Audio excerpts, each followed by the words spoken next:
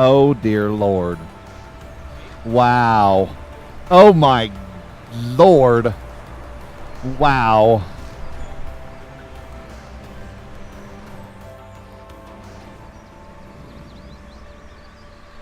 Yes. Hey, what's up, Oil City? Welcome back to another week of Fridays in Focus. This week we bring in virtual reality and Josh Kellogg.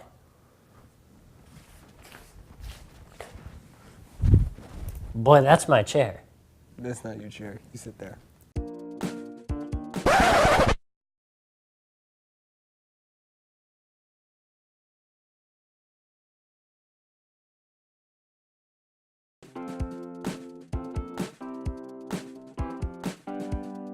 All right, welcome back. Josh, how are you doing today? I are well. You are well? Yes. You're not like is well or am well, you are well? I was well. You was well. Yes. Awesome. Fantastic. All right. So basically, this week we're taking on something called virtual reality. For those of you that don't know what it is, it's, wait for it, reality, but it's virtual. Mind blown. It's pretty exciting. Throughout the course of this video, we're going to be cutting back and forth to stuff like this, or something like this, or maybe even, if we're lucky, something like this. And basically, what you're going to see is you're going to see a couple of people, myself, Josh, Mr. Best, Miss Oakes, Mr. Cartwright, possibly Zach Dempsey, and we're using something called a PSVR, or a PlayStation VR. It was purchased by, it is Mr. McLaughlin's own personal device that, as you guys saw on What's Up Wednesday last week, some people using, and it's pretty exciting. What do you find interesting about virtual reality, Josh?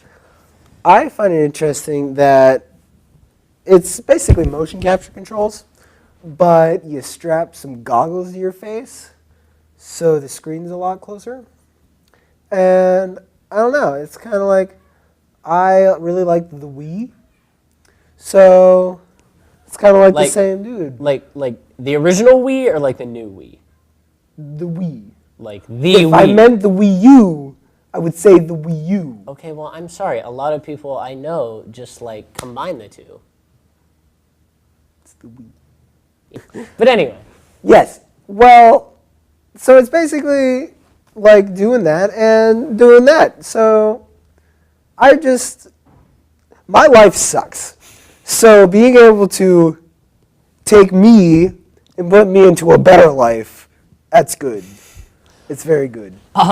Some of the things that we are going to look at during the course of this video are such things as primarily a game called Job Simulator, where you go into the year 2025, I believe, where computers don't just do everything, they replace humans, and you go in as a human, and they give you jobs to simulate, go figure. And we saw Miss Oakes playing a kitchen-making game game where you make kitchens. where you make food in a kitchen. I'm sorry, I can't English right now. We saw Mr. Best go in as an office worker. We saw Josh go into a different virtual reality. We looked at Pong, where if you're watching his clip right now, you notice that whichever way his head turns, basically his face is the paddle. Like, for any of those of you that have ever played Pong, you know, move little things up and down on the screen, but with Josh, and two-dimensionally, it's his face, yeah. This is three-dimensional. So Pong is a great example in the fact that it can take something two-dimensional, make it it's tricksy 3D. Because in Pong, you move your paddle one-dimensionally. Yeah. This, you move it two-dimensionally. Yeah. But with your face. And it adds a whole nother perspective that And there's kind of a whole different ton of Isn't controls. seen before. Yeah. You can, whenever you like hit it at an angle or something, like in Pong, it would add a spin, or you could headbutt it and it would shoot it out faster. So it kind of made it look funny when you're not playing the game Yeah. or seeing the gameplay. Yeah. If you if we yeah, if I could talk. If we take a look at some of the things Mr. Best or Miss Oaks did, which was that job simulator game that I was talking about. Very fun. If you notice, they're standing in one place. They aren't moving around. And I heard a lot of questions from her 10th period class. I don't know if you were there, Josh, while she was doing it, or were you just there for Mr. Best and Carter? Oh, okay. Well, I did hear a lot of people asking, like, are they going to apply this to, like, Call of Duty or, you know, some games like that where you're actually up moving around.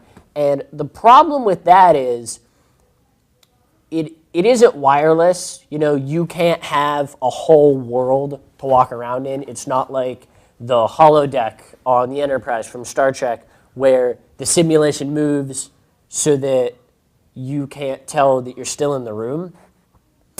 Or, you know, so you don't run into a wall. They have made Because adapters for that, in which you kind of get strapped in, and they make a bowl-shaped thing on the bottom with really slippery metal. You go in your socks, and it tracks your foots. feet. And that way, I've seen it a couple of times. Yeah. Well, I believe that is all the time we have for this week. Depending on how much footage we end up having, this episode may be cut if it is deemed worthy, entertaining enough. We might have half this week, half next week. You'll probably hear about that on a What's Up Wednesday commercial. But I hope you guys enjoyed.